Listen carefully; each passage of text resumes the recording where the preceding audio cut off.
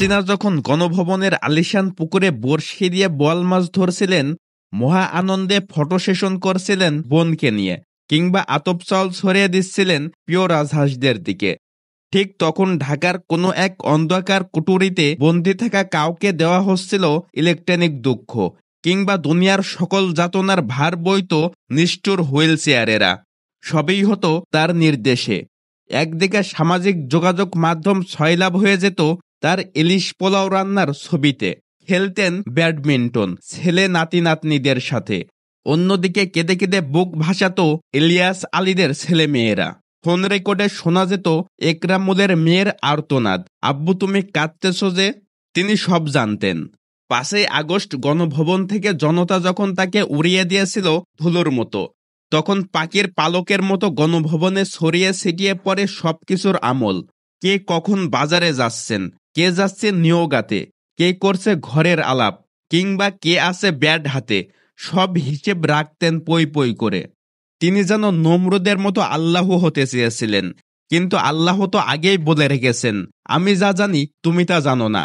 অবশেষে আপার সাথে সাথে সারা পৃথিবীর মানুষও জানলো তার সব কুকর্ম ফাঁস হয়ে গেছে। তার সব ফোন রেকর্ড দলিল দস্তাবেজ দুনিয়ার কাছে স্পষ্ট। তাতে জল করছে তার সব পাপের কথা। তাকে বের করে দেওয়া হয়েছে দেশ থেকেই, ভেঙে দেওয়া হয়েছে তার সব চিহ্ন। তিনি একজন হত্যাকারী, সাক্ষ্য দিচ্ছে স্বয়ং জাতিসংঘ। এই পৃথিবীতে হিন্দুস্থান ছাড়া তার যাওয়ার কোনো জায়গাই নেই। আর হাসিনা যেন ধ্বংস হয়ে গেছে। হাসিনা নমরুদের মতো ভেসে গেছে অলকা নন্দা জলে। আগে বলা হতো আপাকে ভুল বোঝানো হয়, পাশে থাকা হেভিওয়েটরা নিরীহ আপাকে ভূগোল বুঝিয়ে অপকর্ম করায়, দলিলের সই করিয়ে নেয়। সিনেমার মতো কৌশল করে পরে জানা গেল আপাই এতদিন করিয়েছেন সবকিছু, বরং পাশে থাকা হেভিওয়েটরাই ছিলেন অসহায়। আবারও ফাঁস হয়ে গেছে হাসিনার ফোন রেকর্ড। তাতে স্পষ্ট করে বলছেন হেলিকপ্টার থেকে গুলি করতে। গুলি চলেছে তার নির্দেশে। খালি হয়েছে শত শত মায়ের বুক, কিন্তু এগিয়ে এসেছে আবার লক্ষ মায়ের সন্তানেরা। হাসিনা টিকতে পারেননি। হাসিনারা আসলে টিকতেই পারে না কোনো কালে, বাংলাদেশে তো নয়। আজ শেখ হাসিনার বিচার হচ্ছে। দিন যাচ্ছে বেরিয়ে আসছে এমন সব খবর, এমন সব দুঃখ গাথা যা বাংলার মানুষ আগে কখনো শোনেনি, আগে কখনো দেখেনি। দিন যাচ্ছে ভারতের কোনো এক কোনায় বেঁচে থাকা হাসিনা এমন নিঃসঙ্গ হয়ে পড়েছেন যে গত 7 মাসে একটা বারের জন্য দেখা যায়নি তার মুখ। কোথাও না মানে কোথাও না, ঠিক যেমনটা হতো আয়নাঘরের মানুষদের সাথে। আসমানি বিচারে এখন হাসিনা টের পাচ্ছেন আয়নাঘর কাকে বলে। নাহিদ সার্জিজরা যে আয়নাঘরে থেকেছেন তা তো ছিল দেশের বুকেই, অন্তত দেশের বাতাসেই নিঃশ্বাস নিতেন, পেতেন বেঁচে থাকার প্রেরণা।